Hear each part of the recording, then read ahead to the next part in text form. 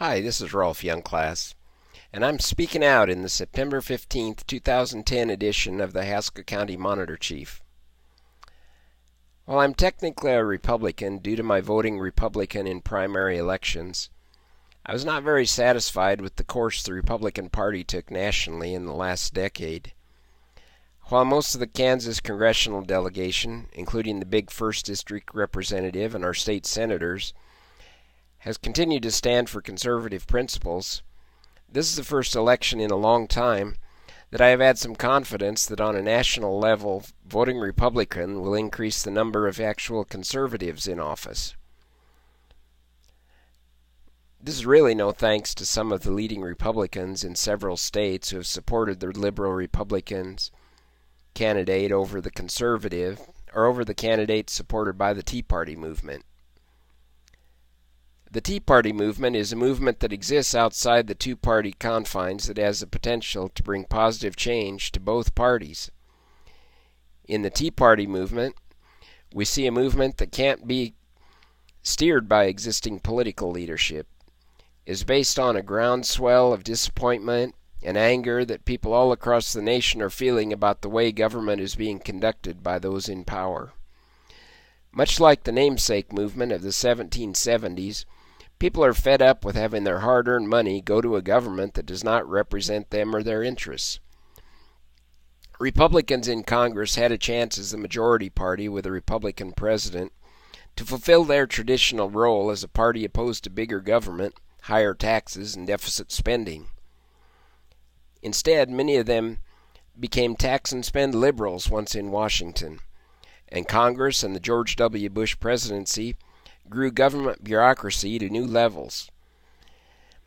This led to widespread disapproval of the direction our government was going, causing many Republicans to be voted out and the majority in the House and Senate to go to the Democrats again. Even in Kansas, whose westernmost counties tend to vote 75 to 80% Republican, we had a Republican governor, Bill Graves, with a liberal agenda, followed by a very liberal Democrat, Kathleen Sebelius.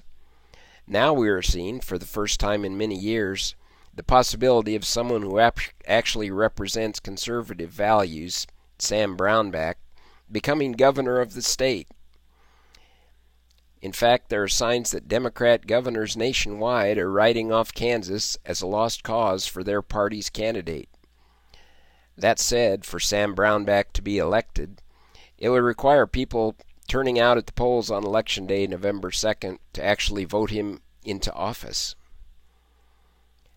And in the 1st District in Kansas, electing Tim Huelskamp to Congress will, I am convinced, carry on the tradition of having a man who truly represents the conservative values of the constituents who live in the counties which he will be serving in Congress.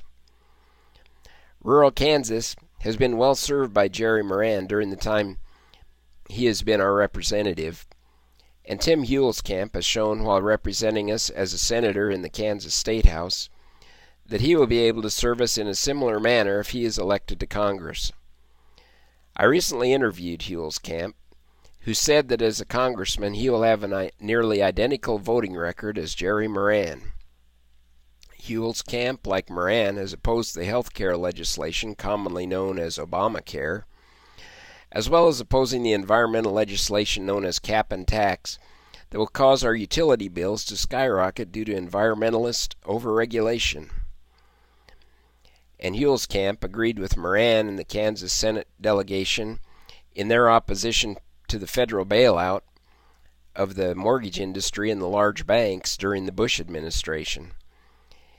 In education policy, he, like Moran, sees the need to keep things at the state school board level and opposes the push in Washington toward national standards, greater federal requirements on our state's public schools. And speaking of Jerry Moran, we have an opportunity to see him not only continue to represent those of us in the 1st District, but represent the whole state in Washington, D.C. if he is elected to the U.S. Senate. We need to turn out and vote this November to make sure our voice is heard in Topeka as well as in Washington, D.C.